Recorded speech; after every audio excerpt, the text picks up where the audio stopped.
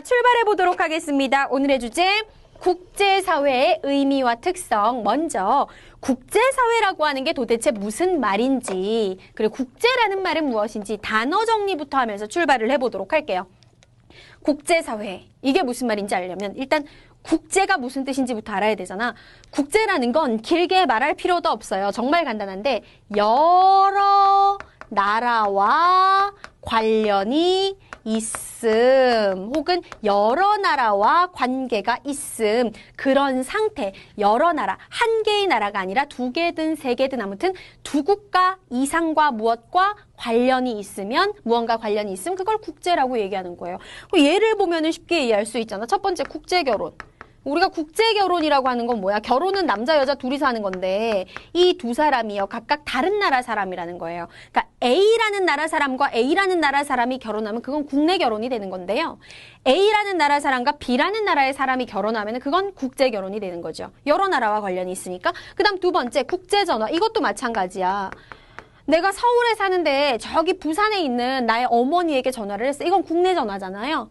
근데 국제 전화라고 하는 건 뭐야? A라는 국가에서 전화를 했는데 어디 있는 B라는 다른 나라에 있는 사람과 통화를 했을 때 이걸 국제 전화라고 얘기하죠. 그 다음에 우리가 무슨 국제 영화제, 부천 판타스틱 국제 영화제, 베를린 국제 영화제라고 하잖아. 그럼 국제 영화제라는 건 뭐야? 한 나라의 영화만 출품이 되는 게 아니라 세계 여러 나라의 영화 작품을 상영을 하고 세계 여러 나라의 배우들도 초청이 되고 세계 여러 나라의 심사위원들이 심사를 하고 이게 바로 국제영화제잖아요. 그쵸? 그래서 국제라는 건 여러 나라와 관계가 있다는 뜻이고, 그러면 국제사회라는 건 뭐예요? 결국은 여러 나라들이 관계가 되어서 서로 교류도 하고 때로는 서로 의존도 하고 때로는 경쟁도 하고 그러면서 공존, 함께 존재하고 함께 발전해 나가는 그런 여러 나라로 구성된 사회를 국제사회라고 하는 거야. 어려운 개념이 아니죠. 그렇죠? 그렇다면 이 국제사회라고 하는 개념이 처음 언제 등장하게 되었느냐? 지금의 국제사회 개념의 형성 시작부터 한번 출발해 보도록 하겠습니다. 여기가 바로 중요 표시가 붙어야 되는데요. 지금의 국제사회의 개념이 형성된 계기는 바로 뭐였냐면요. 17세기 중반, 그러니까 1600년대 중반, 1648년인데 연도는 전혀 중요한 게 아니고 1648년에 독일에서 조약이 하나가 체결이 됩니다. 그 조약이 바로 무엇이냐면 일명 베스트팔렌 조약이었어요.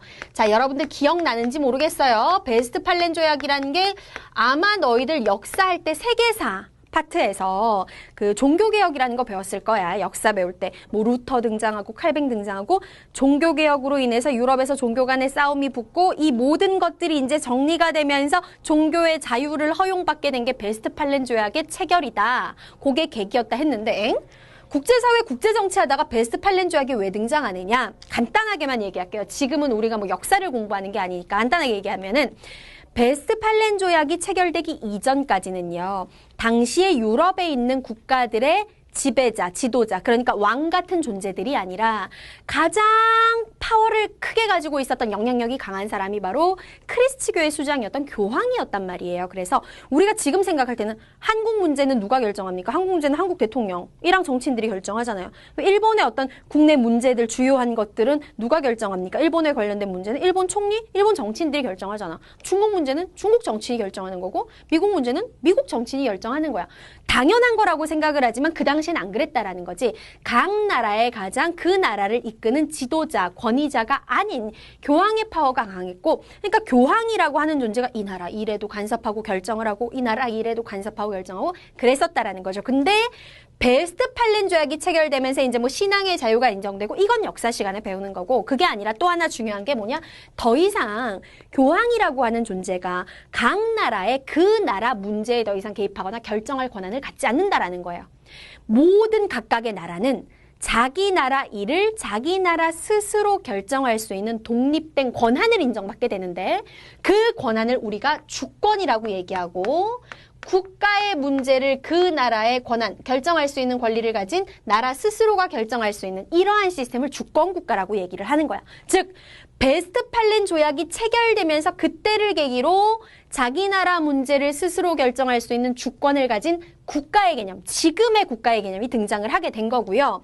이렇게 해서 등장한 주권국가가 국제사회의 가장 중요한 행위의 주체로 국제사회에서 활동을 하게 되기 시작을 한 겁니다. 아, 주권국가라는 개념이 베스트팔렌 조약 체결을 계기로 등장을 했구나. 그래서 요 조약이 과연 역사적으로 어떤 의미가 있었는지를 알아야 되고, 자, 그리고 나가지고 이제 주권국가 개념이 형성되고 나서 뭐 이것도 역사 시간에 배운 거지만 뭐 콜럼버스가 서인도 제도를 발견하고 마젤란이 세계 일주를 하게 되고 신항로 개척이 또 비슷한 시기에 일어난단 말이야. 그러니까 신항로 개척을 통해서 신대륙, 세계 모든 대륙을 전부 다 발견하게 됐잖아요. 신항로 개척 이후에는 더 이상 숨겨진 대륙이 없는 상태가 된 거거든. 그러면서 이제 유럽이 신항로 개척 이후에 전 세계로 진출을 하기 시작하고 그때부터 전 지구적 차원의 국제사회의 개념이 형성되게 된 거야. 오케이. 아, 지금처럼 전 세계가 물론 지금처럼 활발하게 교류를 하지 못했겠지만 정말 전 지구가 함께 교류하는 국제사회 개념이 이러한 상황들을 계기로 해서 나타나게 되었구나 하는 거 알고 있으면 돼. 자, 그렇다면 그 이후에 이제 국제사회가 점점점 발전해 와서 오늘날의 국제사회의 모습은 어떠냐? 한마디로 정리할 수가 있습니다. 오늘날의 국제사회는요, 엄청나게 다양한 분야에서 국가들 간의 폭넓은 교류가 이루어지는 모습을 보인다. 이렇게 정리하면 이게 정답이야. 다양한 분야라는 건 뭐예요? 경제 교류만 있는 게 아니라 정치면 정치, 경제면 경제, 사회면 사회, 문화면 문화. 온갖 분야에서 교류가 이루어진다. 폭넓은, 활발한, 많은 교류가 이루어진다라는 겁니다.